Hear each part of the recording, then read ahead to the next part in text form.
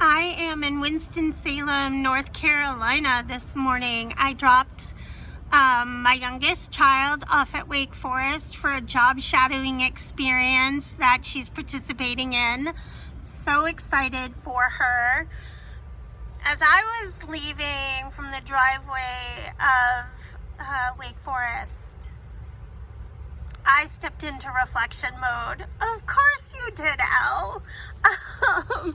Those people who know me know that I can get really nostalgic and quite reflective when it comes to my kids. And but what I'm really passionate about is this journey of motherhood. And I wanted to share story about me that I don't often share, but I've really decided that in holding these moments of matrescence that it's not about the journey of parenting per se, and it's not about how to parent. It is about how to become. And the journey of moments of matrescence and becoming a mom, becoming a mom is like we were touching those labyrinth journal pages. Becoming a mom is cyclical, and the entity of who I've been as a mom has shifted and changed, thank God, and grown and healed over almost the 30 years that I've been doing this. But today, I wanted to share a story about myself, because I think as a mom, it's a visceral internal feeling of our shortcomings and of our failures and of our regrets. And I don't need to put it out there as an R, like my regrets. I so viscerally wish that I could be the human being that I am now 30 years ago, right? When I was starting this journey of becoming a mom.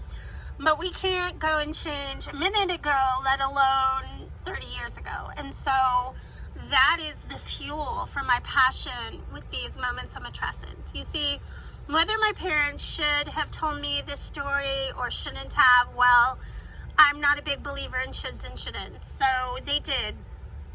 And from the moment I heard it, it's registered on different spaces. But the individual who said this about me, I will put out there, wasn't wrong in the person that he knew me to be when he said it. So when I was 17, 18, even 19, it was not a matter of if I was going to self-destruct, just a matter of when. There was no internal capacity within me to, I will not exaggerate, I will say, like, there was no internal capacity within me, I want to say to live, but I would say there was an internal capacity within me to exist.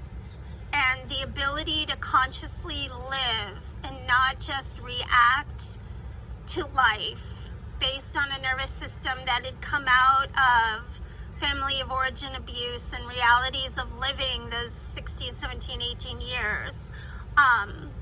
My nervous system was not constructed in such a way that I was going to flourish as a young adult. And in one point, my parents were sitting in the office of a dean of a college that I had attended. One semester, I ended with a 3.9. The next semester, I was getting out of all my classes before it could ruin my GPA, because the internal construction of my person back then was not such that I could string together consecutive successful spaces. It just is who I was as an individual. So this person said to my parents, in regards to me, she should never get married, she should never have children, and she will probably live in and out of mental health facilities for the rest of her life. That was his verdict for having known me in that season of my life. That person would become a wife and would become a mom, would need help to, if you know me, a statement that I say, to find the soles of my feet underneath me and the ground underneath the soles of my feet. And it would take me a while to find the right help. And what I mean by that is I am a huge believer in somatic healing, in bringing the body into the therapeutic container. And it would be that modality that truly would give me my life back, or would give me my life, right? In Mongoliso terms, we talk about claiming and reclaiming. And for me, there wasn't much to reclaim. For me, it really was building from like sub-foundation levels a life that I could finally stand upon. But so that verdict that I should never become a mom, upon that, right, I continued to live and grow, did get married, did have 6 kids, but I didn't have the strategies or the skills to be the mom that I would want to be and to be the mom that I've become. And that is why I'm so passionate about the journey of motherhood. And because before you can learn the how-tos, right, from everything from how to change a diaper to registering for preschool to sitting next to your kid when they're learning to drive, all of those things, they're important, right? All of those great books. I often will say that the people who wrote the books, What to Expect When Expecting, did not keep writing long enough, because the journey of motherhood continues for a life. I'm convinced of that. I've only been at it for 28 and a half years, 29 years if you include pregnancy. But I will be a mom, as a woman, I will be a mom for the rest of my life. My husband and I were living in Hyde Park, New York, and I was being induced with our oldest because I had preeclampsia. And I'll never forget leaving the apartment that day holding a car seat back in 1995. And I remember looking at him and saying, we will never again not be parents.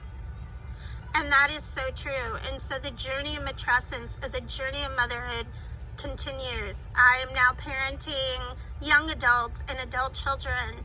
And I think as women, we don't have enough spaces to contemplate what motherhood looks like as we step into these years and beyond, and what that's like for us. Not in the how-tos, but in the who be we, right?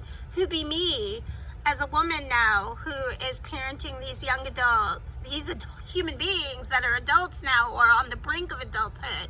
But how does that form and fashion like who I choose to be and who I am as a woman and as a mom, and the capacity to bring that forward, right? And so for me, the moments of matrescence won't necessarily focus on the how-tos, although we can have those conversations. It's in the who be I, who be me, and who do I want to be? And it was that question that was branded in my heart that propelled a young mom. I was 24 years old when I had our first child. And now I'm about to turn 52. But I want to hold out hope for every woman who is in the thick of it. And wherever you are on that stage, whether you're facing infertility realities, or you're pregnant for the first time, or you've miscarried, or you've had an abortion, or you're parenting through whatever stage and phase of life and living, you are a person. In your personhood, you inhabit a body. In inhabiting a body, you take up space. Learning how to take up that space and not play small is the journey of a lifetime for all of us. For all of us. And if I could configure within myself and my nervous system and my physical body how to find ground to stand on and become man, anybody can. And so that is my heart and my hope with Moments of Matrescence, is to support all moms in their personhood as they live in their bodies and face a world as they raise children. But who you be and who you want to be, and how to take longer breaths and inhabit a body with intention and live an embodied life, that's the journey. Join me. Let's walk it together.